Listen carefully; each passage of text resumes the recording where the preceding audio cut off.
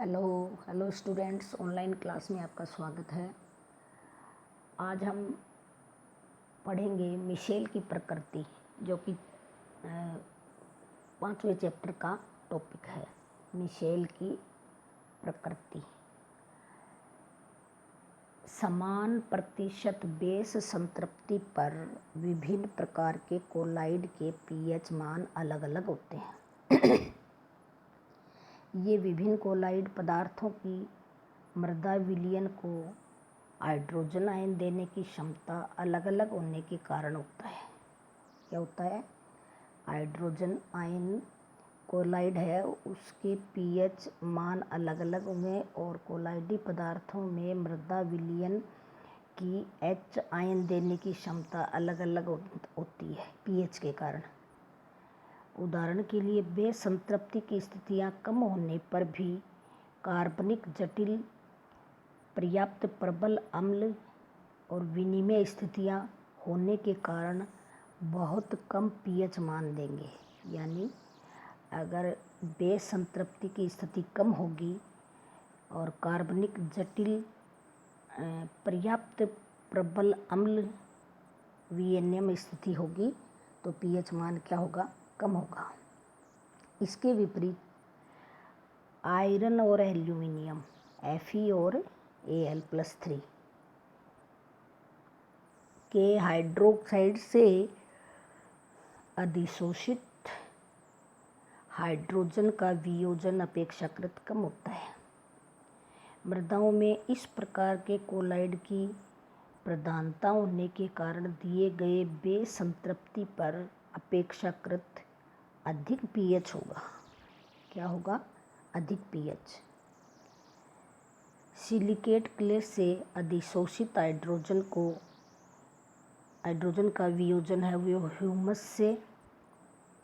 से और hydrous oxide के मध्य स्थित होता है। विभिन्न प्रकार के क्ले की वियोजन मात्रा अलग अलग होती है। जैसे सिलिकेट क्ले में मोंटी मेरिलोनाइट वाले क्ले का सबसे अधिक वियोजन और कैलियोनाइट का सबसे कम वियोजन होता है।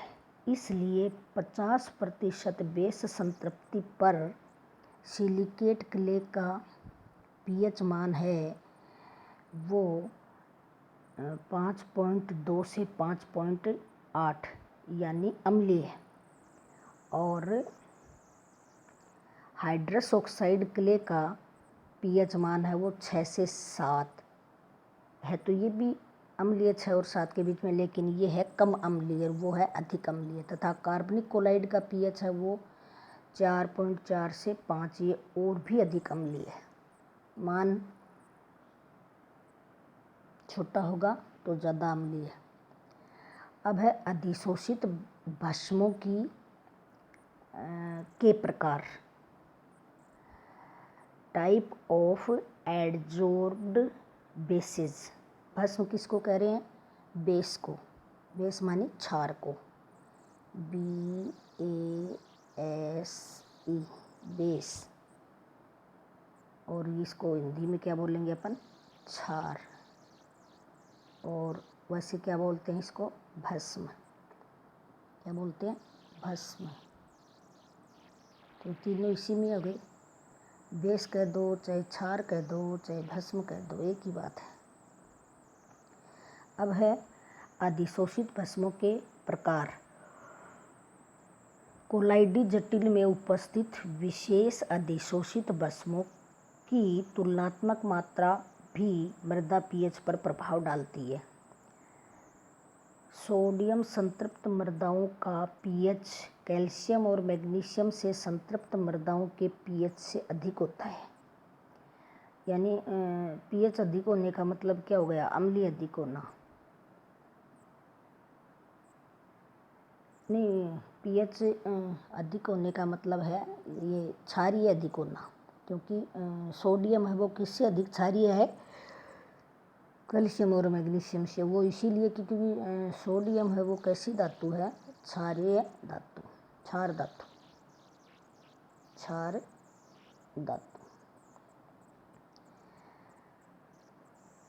इसी प्रकार यदि प्रतिशत बेस संतृप्ति 90 है और कैल्शियम, मैग्नीशियम, पोटेशियम, सोडियम का अनुपात यदि एक समय में 10:3:1 है तथा दूसरे समय में अनुपात 5:1:9 है तो पहले में पीएच निश्चित रूप से कम होगा, इसमें कम होगा पहले में। अब है मृदा पीएच में मुख्य परिवर्तन क्या क्या होते हैं, मृदा की पीएच कैसे बदलती है या परिवर्तन कैसे होते हैं। मृदा पीएच में परिवर्तन लाने वाले मृदा पीएच में परिवर्तन लाने वाले समूह में इसको बांटा दो समूह में। एक तो है अम्ल उत्पादक कारक, एसिड फॉर्मिंग फैक्टर हैं, और दूसरे हैं क्षार उत्पादक कारक। पहला तो है अम्ल उत्पादक, तो जैसे ये है पहला अम्ल उत्पादक और दूसरा है भस्म उत्पादक कारक।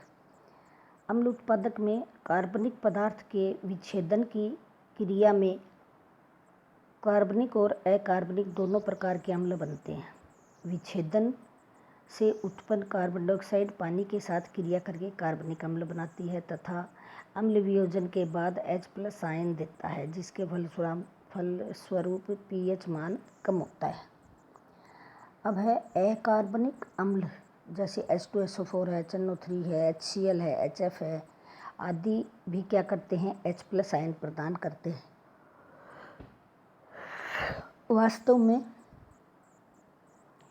ये अम्ल प्रबल कार्बनिक अम्लों के साथ मिलकर सामान्य से प्रबल अम्लीय दशा के विकास के लिए उत्तरदायी हो जाते हैं। सल्फ्यूरिक अम्ल तथा HNO3 सूक्ष्म जीवों द्वारा उर्वरकों जैसे सल्फर, अमोनियम सल्फेट से क्रमशः बनते हैं। ये किससे बनते हैं, सल्फर और अमोनियम सल्फेट से।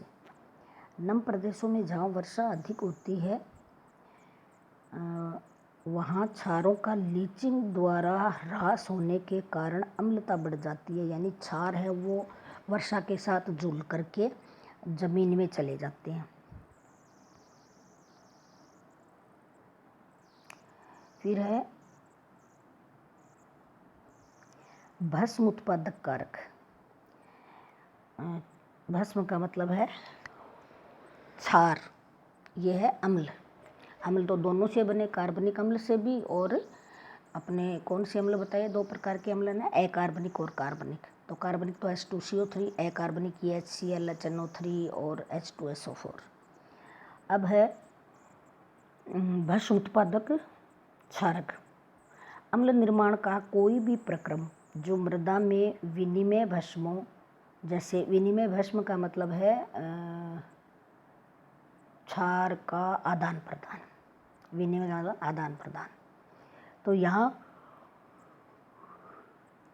कैल्शियम, मैग्नीशियम, पोटेशियम, सोडियम के निर्माण को प्रोत्साहित करती है। विनिमय भस्म जैसे ये है विनिमय भस्म, कैल्शियम, पोटेशियम, मैग्नीशियम, तो इनके निर्माण को प्रोत्साहित करती है। उनके द्वारा अम्लता में कमी और क्षारीयता में वृद्धि होती है। इन प्रक्रमों में सबसे महत्वपूर्ण प्रक्रम है अपक्षय की क्रिया, जिसके द्वारा ये विनिमय धनायन खनिजों से मुक्त होते हैं और फिर कोलाइड्स अधिशोषण के लिए प्राप्य रूप में उपस्थित रहते हैं, मतलब पर्याप्त मात्रा में। भस्मयुक्त पदार्थ जैसे चूना पत्थर है, चूने पत्थर को हम क्या बोलते हैं, CaCO3। चूना पत्थर है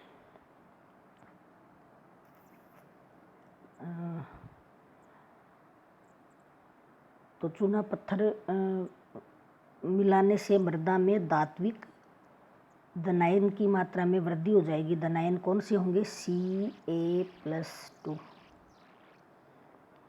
सिंचाई जल में भी विभिन्न प्रकार के लवण होते हैं। इसके लिए धनायन मृदा कोलाइड पर अधिशोषित होकर के मृदा क्षारकता पैदा करते हैं। शुष्क एवं आर्द्र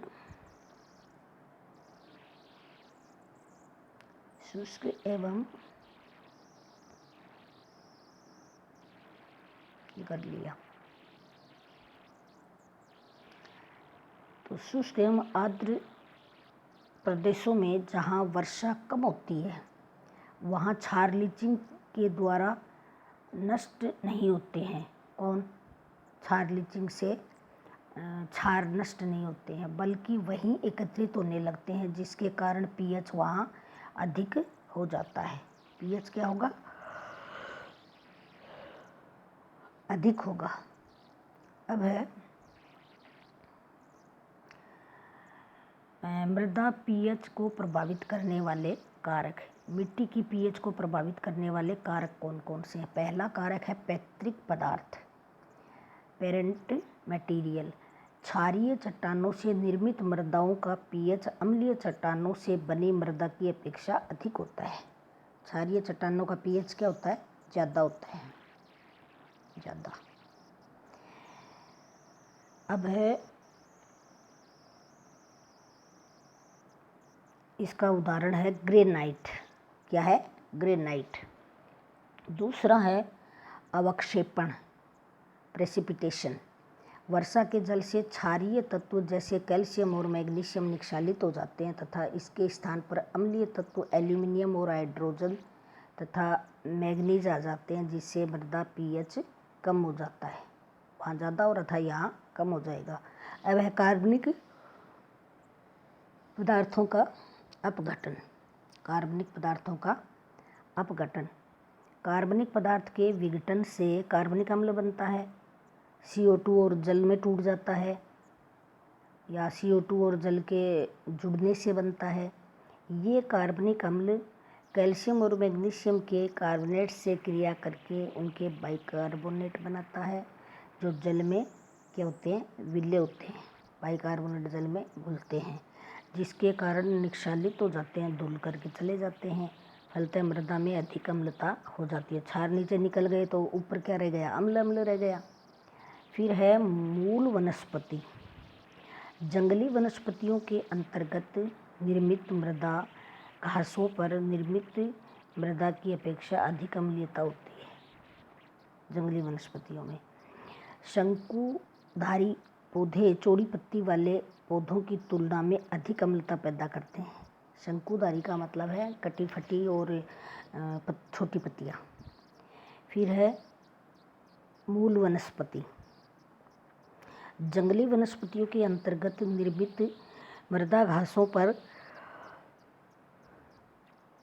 जंगली वनस्पतियों के अंतर्गत निर्मित मृदा घासों पर निर्मित मृदा की अपेक्षा अधिक अम्लीय होती है। शंकुधारी पौधे चौड़ी पत्ती वाले होते हैं और चौड़े पत्ती वाले पौधों की तुलना में छोटी पत्तियों में अधिक अम्लता पाई जाती है।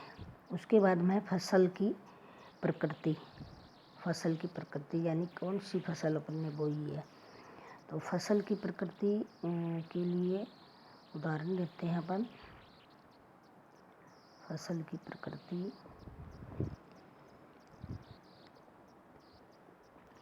घास वाली फसलें मृदा पीएच को प्रभावित नहीं करती हैं, जबकि दलहनी दाल वाली फसलें पीएच कम करने में सक्षम होती है। इसीलिए ज़मीन की पीएच फसलों से बदल जाती है, इसीलिए फसलें बार बार बदल कर बोई जाती हैं। फिर है मृदा की गहराई। मृदा की गहराई का मतलब क्या है? शुष्क क्षेत्रों के अतिरिक्त मृदा अम्लता मृदा की गहराई के साथ बढ़ती है। अगर मिट्टी नीचे तक खोद दी जाती है तो उसकी अम्लता बढ़ जाएगी। कुछ ऐसे भी क्षेत्र हैं जहाँ निचले सतह की पीएच पृष्ठ सतह से अधिक होती है। निचली सतह की पीएच ऊपर की सतह से अधिक होती है। फिर है नाइट्रोजन उर्वरक। नाइट्रोजन उर्वरकों की अम्लता पैदा करते हैं और कम नाइट्रोजन प्रयोग करने से अम्लता कम पैदा होगी। फिर है जलमग्नता। सामान्यतः जलमग्नता के कारण अम्लीय मृदाओं का पीएच मान बढ़ जाता है।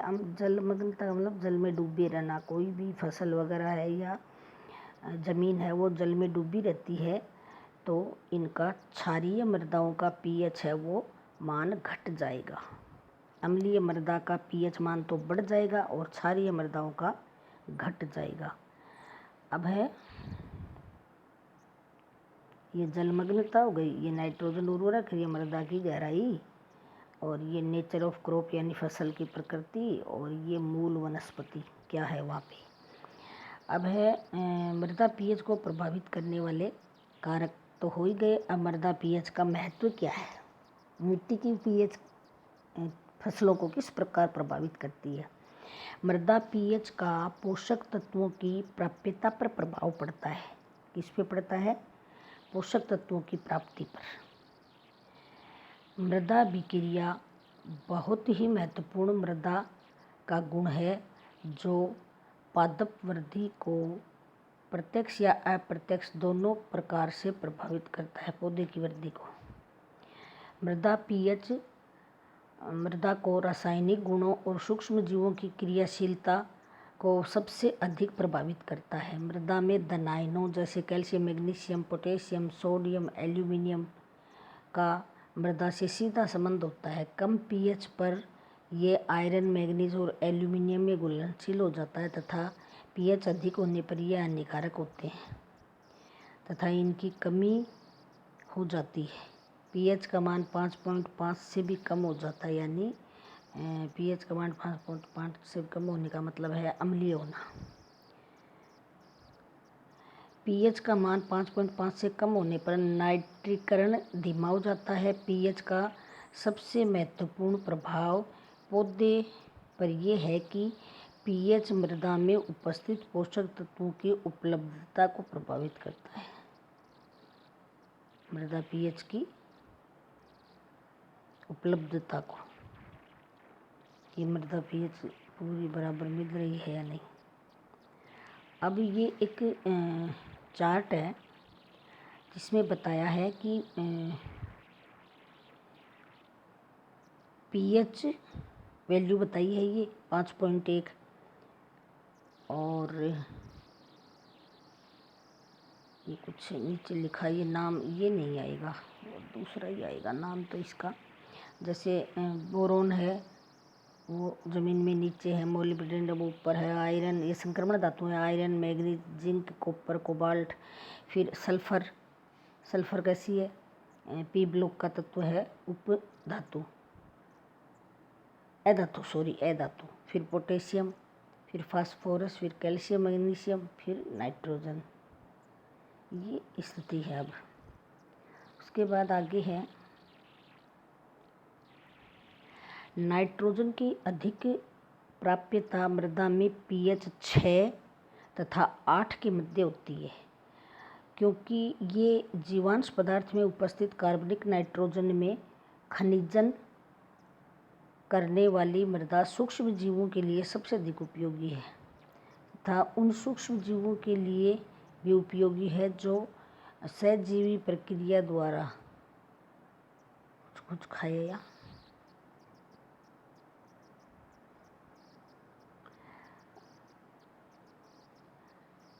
और नाइट्रोजन की खनिजन करने वाली मृदा सूक्ष्म जीवी के लिए सबसे अधिक उपयोगी है तथा उन सूक्ष्म जीवों के लिए भी उपयोगी है जो सहजीवी प्रक्रिया करते हैं। जैसे मटर का मैंने उदाहरण बताया था, सहजीवन होता है, एक आश्रय लेता है, दूसरा उसको भोजन देता है। नाइट्रोजन का स्थिरीकरण कहते हैं इसको। फिर है पौधे फास्फोरस को मृदा से अधिकांशतः H3PO4 और HPO4+2 आयन के रूप में लेते हैं। इनकी प्राप्यता पीएच पर निर्भर करती है। जब मृदा की पीएच का मान उदासीन से थोड़ा सा अम्लीय, यानी उदासीन से थोड़ा सा अम्लीय का मतलब है 6.5 और उदासीन से थोड़ा सा क्षारीय यानी 7.5 के मध्य होती है, तो इनकी प्राप्यता सबसे अधिक होगी तथा मृदा अधिक अम्लीय या अधिक क्षारीय होने पर इनकी प्राप्यता कम हो जाती है, यानी इस रूप में वो उसको अवशोषित करता है पौधा। साधारणतया सूक्ष्म पोषक तत्व जो धनायन के रूप में जैसे आयरन है, मैग्नीज है, कॉपर है, जिंक है, तो +2 की स्थिति में पाए जा रहे हैं। ये इनकी प्राप्यता अम्लीयता बढ़ने पर प्राय एक सीमा तक तो बढ़ती है जो ऋणायन के रूप में मृदा में पाए जाते हैं। इनकी प्राप्यता अम्लीयता बढ़ने से कम हो जाती है।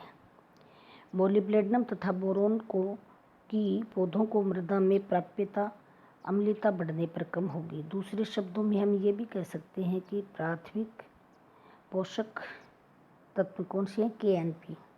तथा द्वितीय पोषक तत्व सल्फर, कैल्शियम, मैग्नीशियम की मृदा अधिकतम प्राप्यता वाली होती है। क्यों? क्योंकि pH परास कितना है? 0.5 कम और 0.5 ज़्यादा, यानी 5.5 से 6.5 है। आज इतना ही पढ़ेंगे। Thank you.